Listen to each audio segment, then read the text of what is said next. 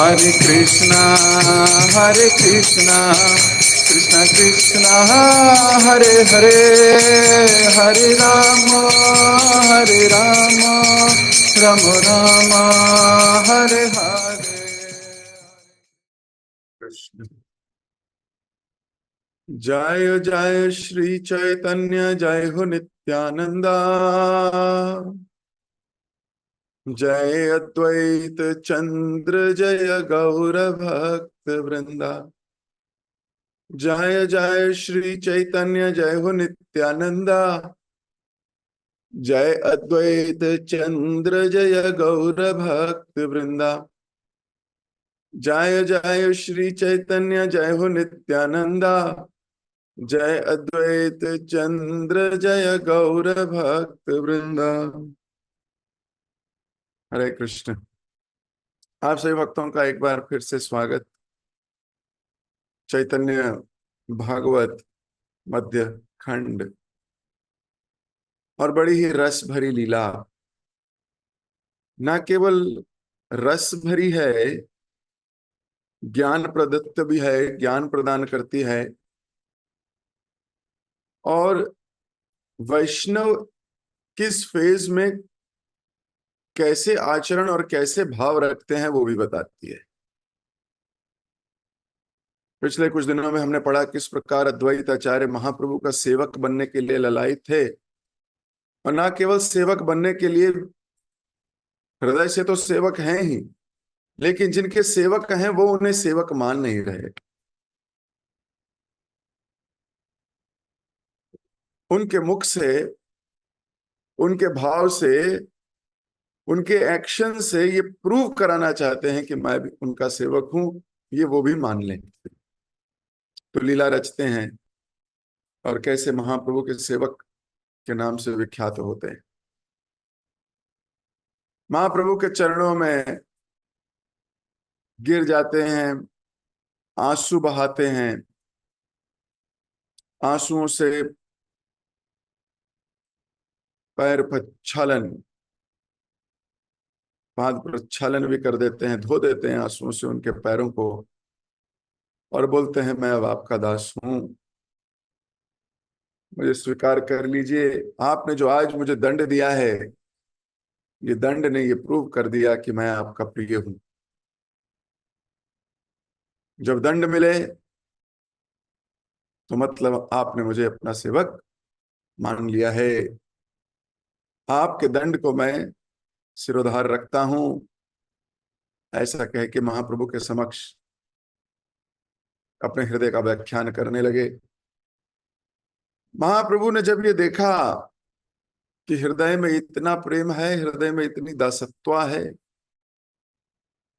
इतना लौल्यपन है और एकदम सही मूड है, तो महाप्रभु को लज्जा आ गई। महाप्रभु ग्लानि में आ गए कि मैंने इसके साथ ऐसा क्यों किया, ये इतना डिजर्व नहीं करता था, ये तो प्रेमी है। महाप्रभु को ऐसा क्यों लगा?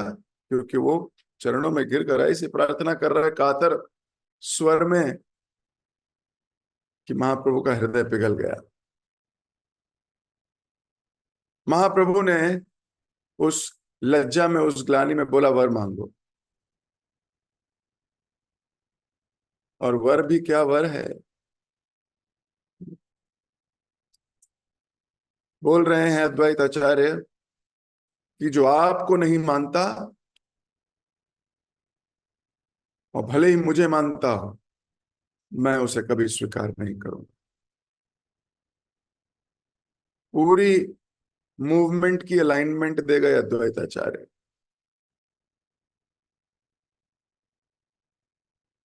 जो महाप्रभु को नहीं मानता,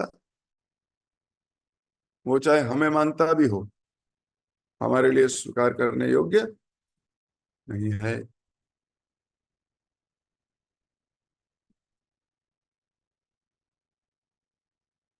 और साथ में बोले, कल हमने ये पढ़ा था,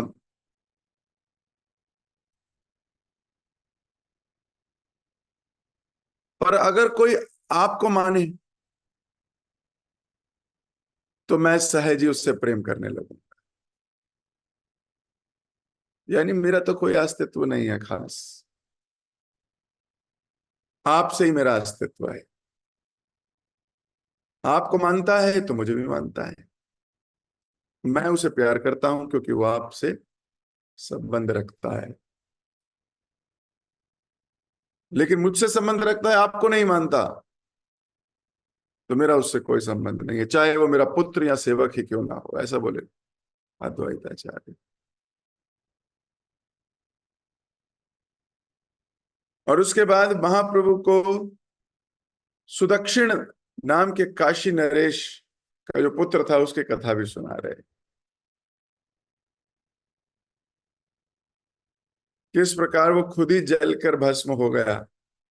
कल हमने इसकी कथा भी सुनी।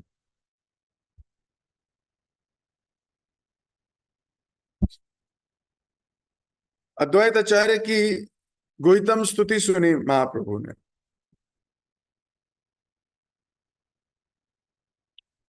हम यहीं से अब आगे पढ़ेंगे। अद्वैत आचार्य कह रहे थे, आप ही देवताओं के मूल एवं आदि ईश्वर हैं। प्रत्येक दृश्य एवं अदृश्य वस्तु आपके नियंत्रण में है। जब कोई व्यक्ति स्वामी की उपेक्षा करके सेवक की पूजा करना चाहता है तो सेवक कभी इस अपराध को सहन नहीं कर सकता। हो सकता है कि वह अपने उपासक की सेवा स्वीकार करने का दिखावा करे, परंतु अंततः वह उस तथाकथित भक्त को नष्ट कर देता है। आपकी पूजा किए बिना शिव जी जैसे देवताओं की पूजा करना वृक्ष की जड़ के स्थान पर उसकी शाखाओं पर जल सींचने के समान है। आपके चरणों का अनादर करने वाला व्यक्ति की मैं उपेक्षा करता हूं, अद्वैताचार्य कह रहे हैं।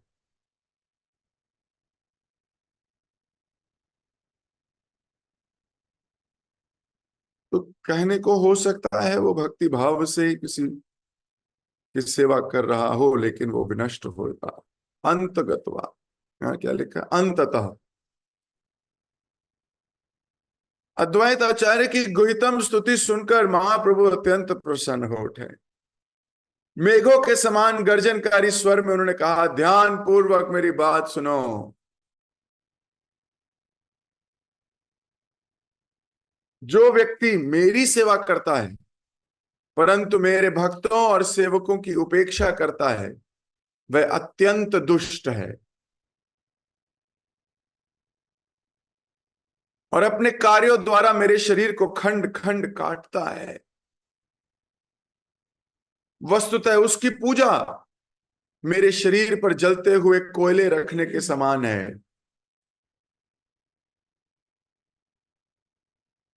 तो महाप्रभु कह रहे हैं कि ध्यान पूर्वक सुनो, ऐसे इधर उधर काम करते हुए 2 मिनट के लिए ध्यान दो, सब ध्यान पूर्वक सुनो कि जो व्यक्ति मेरी तो सेवा करता है, यानी भगवान की तो सेवा करता है, लेकिन उनके भक्तों की उपेक्षा करता है, मेरे सेवकों की उपेक्षा करता है, वो कौन है? वो अत्यंत दुष्ट है।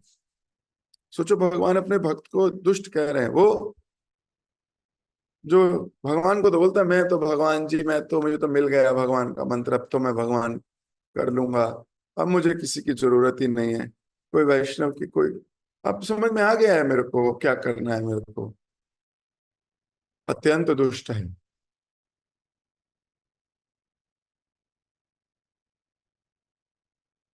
और उसके जितने भक्ति के जैसे कार्य दिखेंगे, वो भगवान कह रहे हैं वो मेरे को खंड खंड कर रहा है। हर कार्य से मुझे ऐसा लग रहा है जैसे वो मेरे शरीर पर गरम गरम कोयला रख देता हो।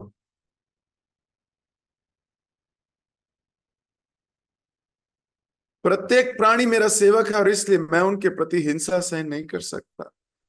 और जो व्यक्ति मेरे सेवकों को हानि पहुंचाने का प्रयास करता है मैं उसे विनष्ट कर देता हूं। तो आप अगर कोई भगवान के सेवक को हानि पहुंचाने का कार्य करता है, उसकी हानि हो, उसको दुख मिले, उसको एंजाइटी मिले, उसको नीचे दिखाया जाए, उसको परिहास उड़े, उसका उपहास उड़े, भगवान कह रहे हैं मैं उनको विनष्ट कर देता हूं। और फिर तुम्हारा क्या कहना अद्वैताचार्य, तुम तो मुझे मेरी स्वयं की देह से भी अधिक प्रिय हो। तुम्हारे प्रति थोड़े से अनादर को भी मैं गंभीरता से लेता हूं। तो महाप्रभु बोल रहे हैं मैं तो सबको, सारे मेरे सेवक हैं, विनष्ट कर देता हूं, लेकिन तुम अद्वैताचार्य, तुम तो मेरे शरीर जैसे हो, तुम्हारे लिए तो थोड़ा सा भी कोई करेगा तो मैं बहुत गंभीरता से लूंगा। अपनी दोनों भुजाएं उठाकर श्री गौर सुंदर ने पूरे जगत के लिए घोषणा की, वैष्णव निंदा की प्रवृत्ति त्याग कर केवल हरिनाम संकीर्तन करो। ऐसे करने वाले प्रत्येक व्यक्ति का मैं स्वयं उद्धार करूंगा। श्री गौर सुंदर भगवान के जय। तो सिर्फ दो काम करने को बोला। पहला, वैष्णव निंदा त्यागो। मन बहुत करता है, मन बहुत करता है, उठा पटक करने की, लेकिन महाप्रभु की बात माननी चाहिए। त्याग दो इस प्रवृत्ति को और क्या करो, हरिनाम संकीर्तन करो। अगर ये दो काम करेंगे कोई, महाप्रभु कह रहे हैं, घोषणा कर रहे हैं, दोनों हाथ उठाकर, ऐसे बोल लिखा गया, वृंदावन दास ठाकुर लिख रहे हैं, अपनी दोनों भुजाएं उठाकर श्री गौर सुंदर ने कहा, जगत के लिए घोषणा की, पूरे जगत के लिए, ऐसा नहीं केवल नदिया के लोगों के लिए, गाजियाबाद वालों के लिए नहीं, दिल्ली वालों के लिए नहीं, लखनऊ वालों के लिए नहीं, पूरे विश्व के लिए घोषणा करी। पहला, वैष्णव निंदा की प्रवृत्ति त्याग कर। प्रवृत्ति, इच्छा। हम थोड़ा सा गलत देखते हैं तो इच्छा होती है किसी को कहें, जबकि वो हमें गलत लग रहा होता है, हो सकता है गलत ना हो। हम तो अपने एक्सपीरियंस से देखते हैं और हमारा एक्सपीरियंस तो लिमिटेड है, शास्त्र चक्षु है ही नहीं। एक्सपीरियंस लिमिटेड है तो हमें लग सकता है कोई ऊपर नीचे। और उसकी प्रवृत्ति को त्याग कर, निंदा करने की प्रवृत्ति, उसको फोन घुमाएं, उससे बात करें, उसको जाके बताते हैं, त्याग कर केवल हरिनाम संकीर्तन करो। तो जो ये दो काम करता है, जप करता है, संकीर्तन करता है, ऐसे करने वाले प्रत्येक व्यक्ति का महाप्रभु कह रहे हैं मैं स्वयं उद्धार करूंगा और किसी को नहीं भेजूंगा भाई। I will do myself. This is Chaitanya Mahaprabhu. Mahaprabhu के ये वचन सुनकर सब भक्त अभूतपूर्व सुख की लहरों में बहने लगे। अब देखो, भक्त तो लहरों में बह रहे हैं, पर जिसके मन में दुष्टता है वो बहुत उसको बड़ा बुरा लग रहा होगा। अबे यार, ये तो मैं हूं। भक्त खुश हैं क्योंकि वो करते ही नहीं है ऐसा, वो वैष्णव निंदा करते ही नहीं, वो खुश हैं, वो चुप रहते हैं, इसलिए उनको कोई चिंता ही नहीं है।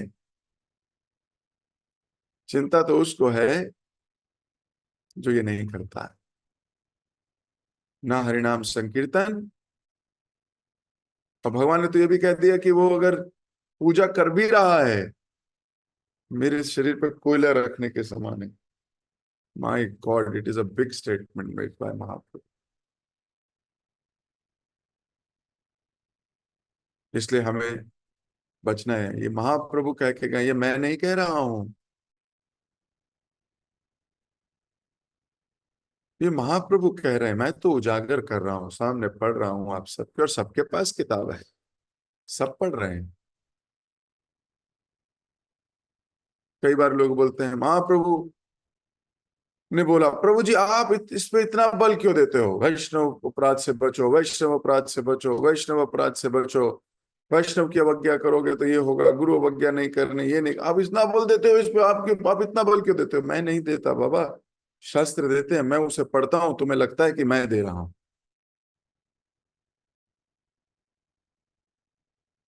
मैं तो आप सबके समक्ष पढ़ रहा हूं। जब हमारे महाप्रभु इतना बल दे रहे हैं तो मैं क्यों नहीं दूंगा, मैं उनका अनुयायी हूं। हम क्यों नहीं बल देंगे? कष्ट तो उसको है जो मान नहीं सकता। जो मान रहा है उसके क्या कष्ट, जो वैष्णव अपराध से बच के चलता है उसके लिए क्या चिंता? कोई चिंता नहीं। इसलिए भक्त नाच रहे हैं, उन्हें पता है वो ऐसा करते नहीं। Devotees don't do this. Krishna भक्त कभी कंप्लेंट नहीं करेगा, वो हर परिस्थिति में खुश है, वो कभी निंदा नहीं करेगा, किसी वैष्णव को नीचे गिराने के लिए कभी नहीं सोचेगा, और हरिनाम संकीर्तन भी करेगा। कैसा भक्त जो जप नहीं कर रहा? वो कैसा भक्त जो हरिनाम संकीर्तन में बैठ के नाचता नहीं? ये तो दोनों काम करेंगे। इसलिए महाप्रभु की गर्जना भक्तों के लिए सुख का कारण है। जब भगवान कृष्ण का जन्म हुआ, जन्मोत्सव हुआ नंद भवन में, नंदोत्सव मनाया गया, सारे कृष्ण को प्यार करने वाले खुश हैं। परेशान कौन है? कंस।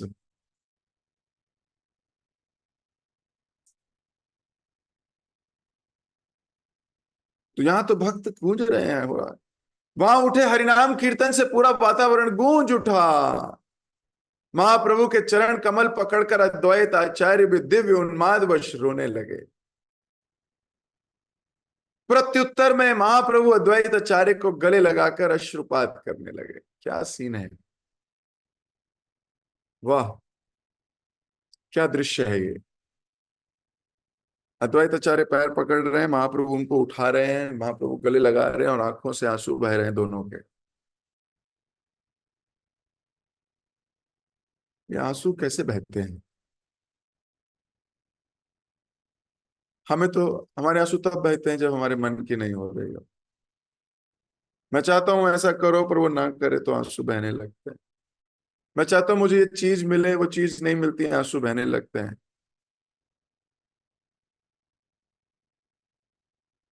हमारे मन की ना हो, आंसू बहने लगते हैं।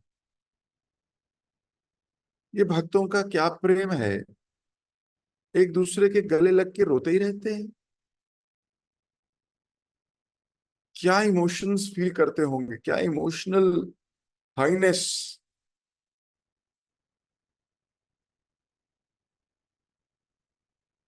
क्या आस्वादन है!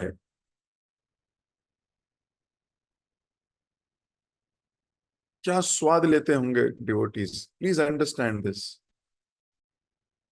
हम वंचित क्यों हैं इस स्वाद से?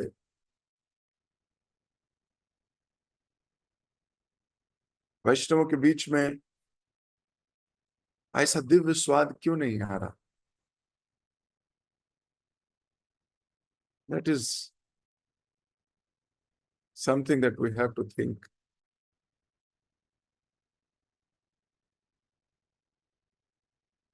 अद्वैत आचार्य की ओर देखते हुए श्री विश्वंभर ने कहा, खिलवाड़ करते हुए मैंने अकारण तुम्हें दंड दिया। महाप्रभु अद्वैत आचार्य को कह रहे, मैंने बिना किसी कारण के तुम्हें दंड दे दिया। अब मान लो बिना किसी कारण से हमें दंड मिल जाए, हमारा कोई कारण नहीं है उसमें, हम तो सही कर रहे थे, मान लो, और पर तब भी हमें दंड मिले, पनिशमेंट हमारी है। मजे सबके हैं, पनिशमेंट हमारी है। फिर क्या किया जाए? तो सुनिए अद्वैत आचार्य क्या कह रहे हैं। अद्वैत आचार्य ने उत्तर दिया, आपकी ये लीलाएं मात्र हम जैसे लोगों को भ्रमित करने के लिए है। भगवान की लीला है। हमारा मन क्यों नहीं स्वीकार करता इसको? हमारा मन क्यों नहीं स्वीकार करता?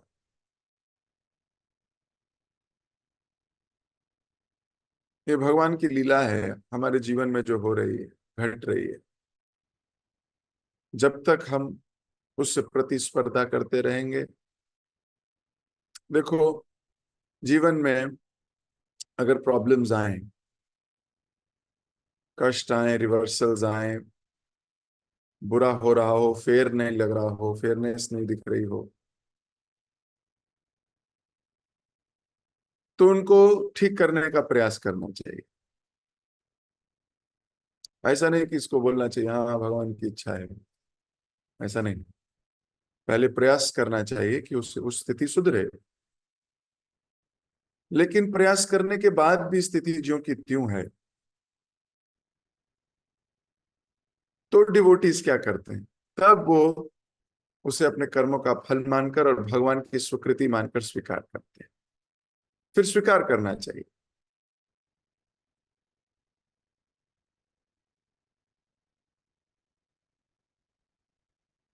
ये स्वीकार करना बहुत बड़ी बात है। लेकिन स्टार्टिंग में ही स्वीकार नहीं कर लेना चाहिए कि स्टार्टिंग में यार जो हो रहा है हो। पहले थोड़ा प्रयास करना चाहिए।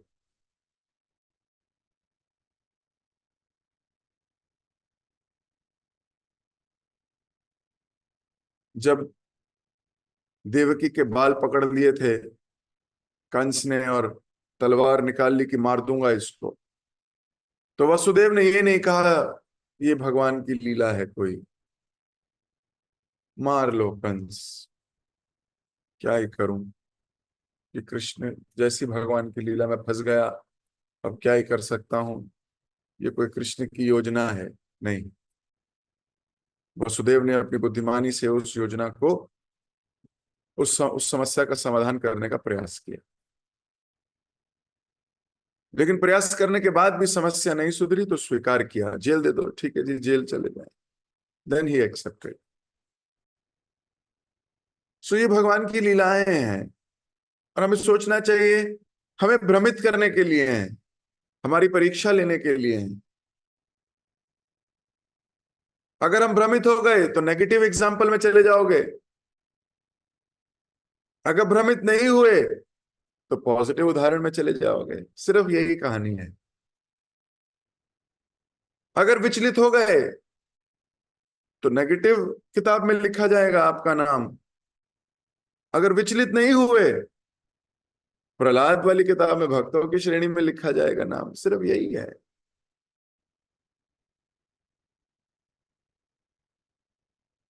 परिस्थितियां तो सबके साथ आई, भक्त के साथ कहां नहीं आई। बलि महाराज की असुर राज हैं, दैत्य राज बलि, जब परिस्थिति आई कृष्ण के साथ खड़े थे, इसलिए महाजनों में नाम चला गया। उनके पिता, बलि महाराज के पिता, वो भी दैत्य राज थे। वो कभी नहीं, वो परिस्थिति से नहीं है। वो बोले नहीं, मैं तो ऑपोजिट, कृष्ण के उधर। उनका असुरों में नाम चला गया। यही फर्क है। सो मेरे जीवन में जब प्रलोभन आएगा माया का, मैं क्या डिसाइड करूंगा? मेरे जीवन में जब माया कुछ छलने का प्रयास करेगी और भगवान की लीलाएं हमें भ्रमित करने का प्रयास करेंगी, भ्रमित नहीं होंगे, एक्सेप्ट कर लेंगे तुरंत। महाप्रभु ने कहा, सुनो नित्यानंद, कृपया मेरे चंचल स्वभाव और अपरिपक्वता के कारण मुझे क्षमा कर दो। नित्यानंद, हरिदास और अद्वैत आचार्य एक दूसरे की ओर देख के जोर जोर से हंसने लगे। श्री चैतन्य महाप्रभु श्री अद्वैताचार्य की पत्नी सीता देवी को सदैव माता कहकर पुकारते थे। सीता देवी पतिव्रता की मूर्त अ, मूर्तिमती स्वरूपा थी और अद्वैताचार्य को अपनी सेवा द्वारा संतुष्ट रखती थी। श्री विश्वंभर उनके पास आए और कहा, शीघ्र जाओ और भगवान श्री कृष्ण के लिए विशाल भोजन की व्यवस्था करो। उन्हें नैवेद्य दिखाने के बाद हम प्रसाद ग्रहण करेंगे। अभी सीता मैया यानी कि अद्वैताचार्य की पत्नी को कहा, बहुत सारा भोजन बनाओ, भगवान को भोग लगाएंगे और फिर पाएंगे। अब सारे किरदार देखो, पत्नी भी ये नहीं कह रही अभी तो अभी नहीं, तो अभी काम बहुत है, काम वाली नहीं आई है आज, इतना सारा कैसे बनाऊंगी आज, आज मुझे कहीं जाना है, आज थोड़ा काम है मेरे को। तुरंत तुरंत एंथुजियाज्म, सिंपल, और कोई काज नहीं है, यही काज है, बाकी सब साइड किया जा सकता है, ये करना है।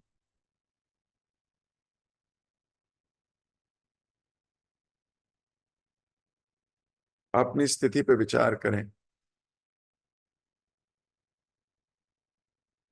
क्या हम इतने एक्साइटेड हो जाएंगे कोई आके बोले आज बहुत सारे डिवोटीज आ रहे हैं, 50 लोगों का प्रसाद बनाओ माता जी, आज हमें प्रचार के लिए जाना है, या 50 लोगों के लिए प्रसाद बनाओ,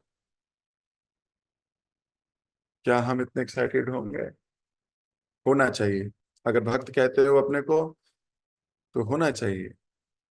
देखो, जब प्रिविलेजेस की बात आती है तो हम अपना हाथ खड़ा करते हैं कि हम भक्त हैं, हमें तो मिलना ही चाहिए।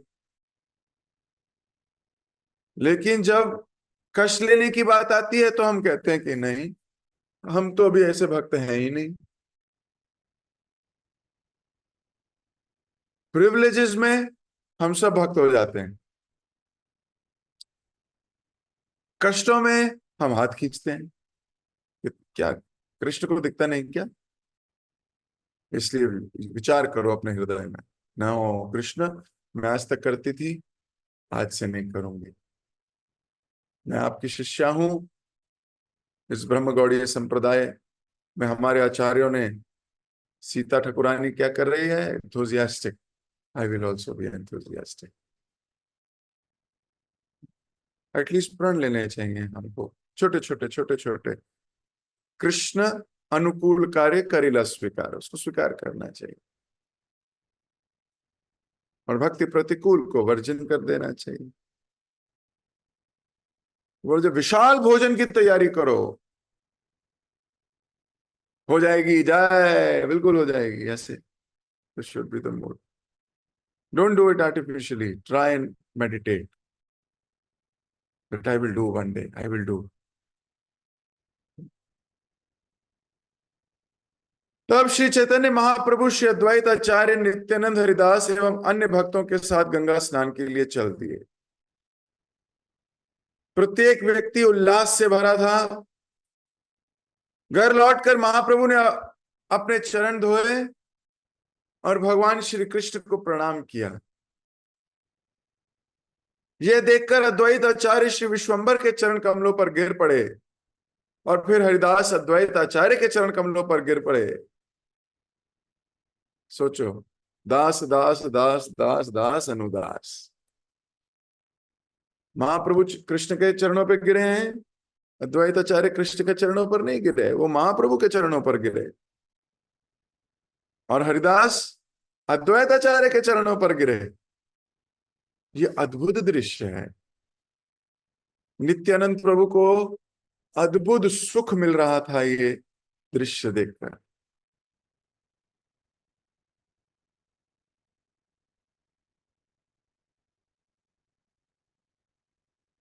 भगवान श्री कृष्ण को प्रणाम करने के बाद जब श्री विश्वंभर खड़े हुए और उन्होंने अद्वैत आचार्य को अपने चरणों पर गिरा देखा, महाप्रभु ने देखा ये मेरे चरणों में गिरा हुआ है,